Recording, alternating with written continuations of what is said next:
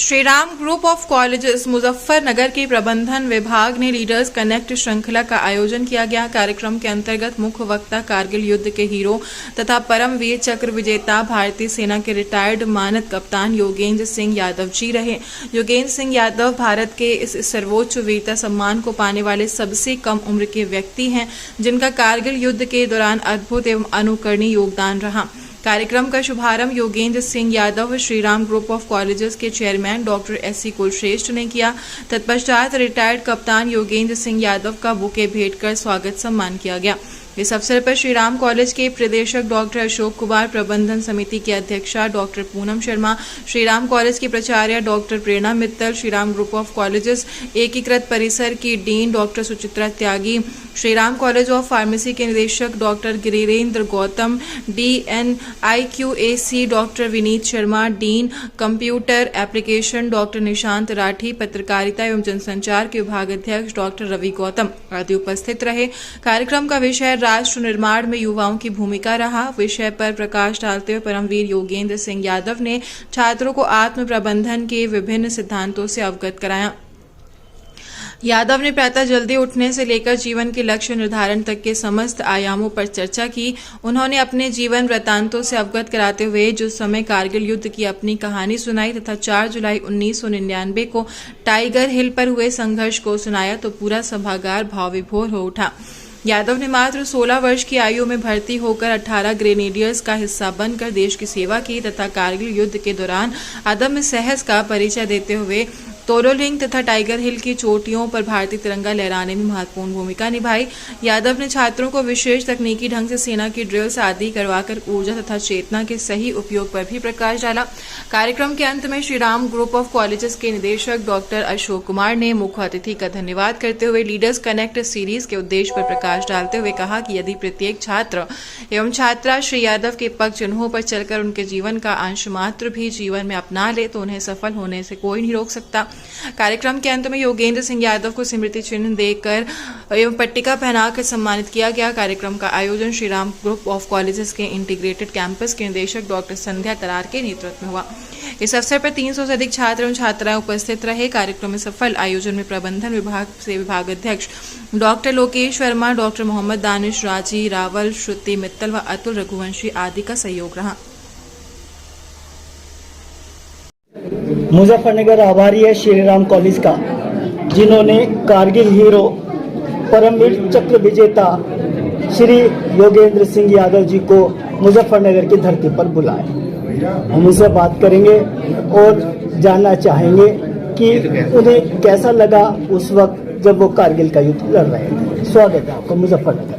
मुजफ्फरनगर की पावन धरा को मैं नमन करता हूँ। Shriram group of college director, chairman, तमाम प्रोफेसर्स का आभार व्यक्त है कि जो देश की युवा पीढ़ी के साथ मुझे रूबरू होने का सौभाग्य मिला और 1999 के उन वीरों की वो शौर्य, वो वीरता, वो पराक्रम इन बच्चों को बताने का मौका दिया, क्योंकि ये बच्चे ही इस राष्ट्र की ताकत है, शक्ति है, ऊर्जा है और ये शक्ति ऊर्जा इस राष्ट्र के निर्माण में, राष्ट्र के उत्थान में लगे और ये राष्ट्र सशक्त, समृद्ध और सुपर पावर बने। इसी उद्देश्य की खातिर मैं यहाँ आया। 1999 में वो एक मेरा कर्तव्य और दायित्व था। वो एक सैनिक होने के नाते जो मेरी ड्यूटी थी उस ड्यूटी को निर्वाह किया। उसमें एक पहले तो देश भारत का बेटा होने पर गर्व होता है, धरती पर इंसान के रूप में गर्व पैदा होने का गर्व होता है और सौभाग्यशाली वो लोग होते हैं जिसको इस देश की रक्षा सुरक्षा करने का दायित्व मिल जाए। तो मैं उन सौभाग्यशाली व्यक्तियों में से जो इसको राष्ट्र की रक्षा और सुरक्षा का दायित्व मिला, उसी दायित्व को मैंने वहां पर निर्वाह किया था। 19 वर्ष की आयु में परमवीर चक्र कैसी उपलब्धि?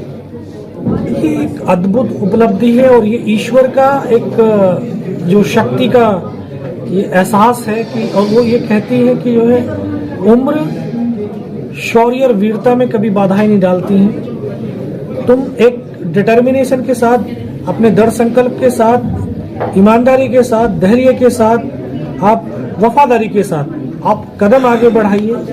वो ईश्वर, वो अल्लाह, वो वाहिगुरु आपको जो है 10 कदम तक आगे बढ़ाएगा और वो शक्ति से आपको नवाज देगा, उस पुरस्कार से आपको नवाज देगा शायद जिसको हम सपने में भी कभी सोच भी नहीं सकते। आप देश के हीरो हैं। आपकी बहुत सारी कहानियां हमने बार बार पढ़ी है। उसके बारे में किसी को कुछ पूछने और बताने की जरूरत नहीं। फिर भी जिस वक्त आपको इतनी सारी गोलियां लगी, आप चोटी पर थे, तब क्या चल रहा था मन में? क्या स्थिति?